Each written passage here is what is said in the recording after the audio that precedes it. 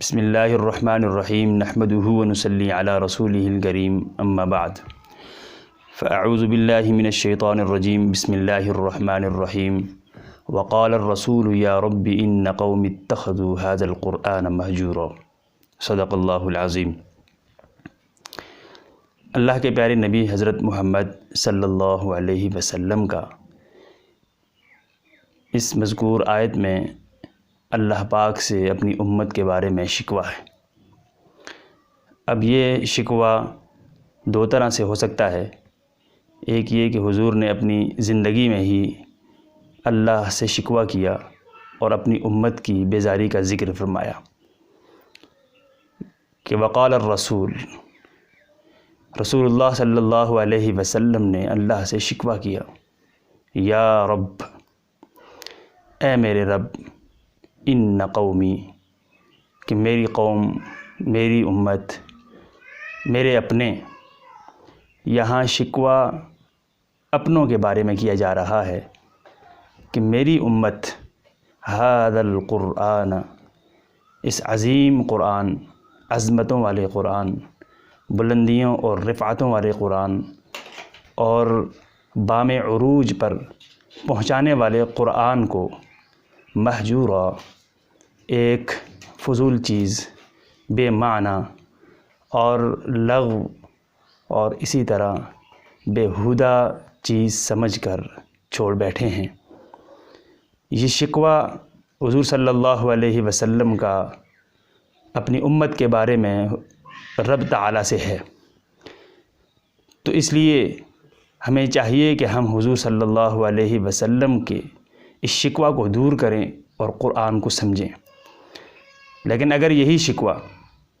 ایک دوسری روایت کے مطابق اگر آخرت میں ہوا کہ اللہ کے حبیب صلی اللہ علیہ وسلم اللہ کے دربار میں اگر ہمارے بارے میں یہ شکوہ کر بیٹھے کہ اے اللہ، یہ میری اپنی امت، میرے لوگوں نے اس عظیم کتاب کو، کہ جس پر عمل کرنے سے ان کو عروج اور ترقیاں مل سکتی تھیں، انہوں نے اس کو چھوڑ رکھا تھا، تو وہاں ہمارے پاس کوئی جواب بھی نہیں ہوگا اور نہ ہی اس کا کوئی متبادل ہوگا کہ اے اللہ، میری امت نے اس قرآن کو ایک فضول چیز سمجھ کر چھوڑ دیا ہے۔ اور آج ہمارا حال یہی ہے کہ ہم دنیا کے سارے کام کرتے ہیں لیکن ہم قرآن کو نہ پڑھتے ہیں نہ ہی اس کو سمجھتے ہیں، اور جب پڑھا نہیں، سمجھا نہیں تو عمل کیا کریں گے۔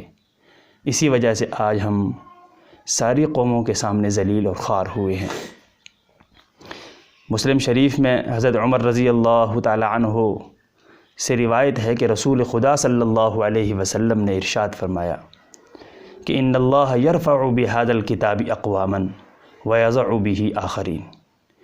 اس حدیث میں گویا حضور صلی اللہ علیہ وسلم نے قوموں کے عروج اور زوال کا سبب قرآن کو قرار دیا ہے کہ اگر یہ کتاب اللہ ہماری زندگیوں میں ہوگی،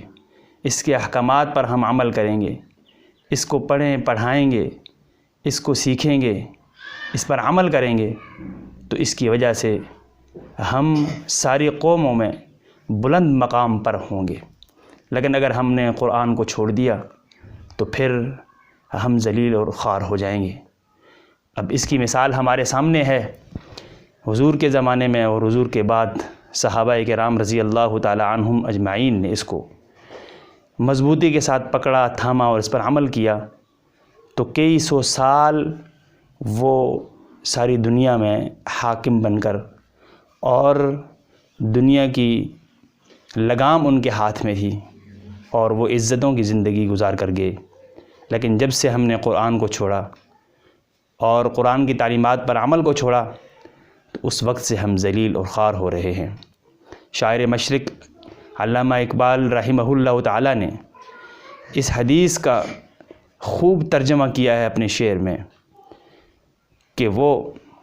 معزز تھے زمانے میں حامل قرآن ہو کر،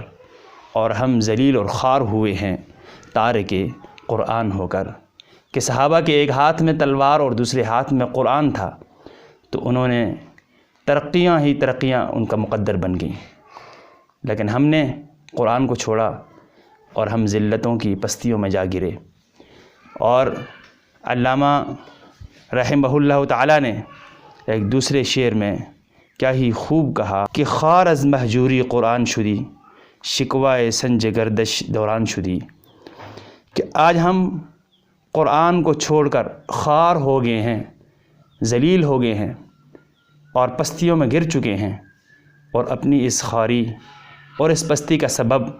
ہم زمانے کو ٹھہراتے ہیں۔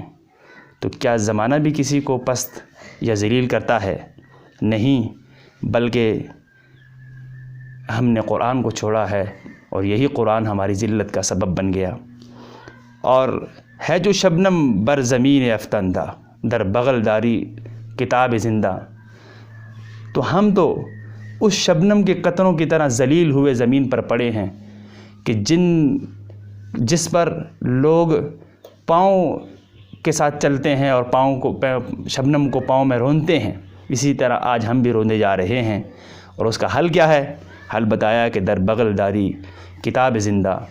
یہ زندہ جاوید کتاب، دستور العمل کتاب، بلندیوں اور عروج تک پہنچانے والی کتاب ہمارے بغل میں ہے، ہمارے پاس ہے، اور ہم اس کو نہیں پڑھتے۔ اگر ہم نے اس کو تھام لیا تو ہمارا سارا زوال اور ہماری جتنی بھی پستی ہے وہ اس قرآن کے ذریعے سے دور ہو سکتی ہے۔ اس لیے آئیے قرآن کو پڑھیے، قرآن کو سمجھیں اور پھر اس پر عمل کریں، تاکہ وہ کھوئی ہوئی متاع جو ہم نے کسی وقت اپنے ہاتھ میں رکھ کر ساری دنیا میں حکومت کی تھی، اس کو ہم دوبارہ حاصل کریں۔ آئیے قرآن پڑھتے ہیں، اس کو سمجھتے ہیں۔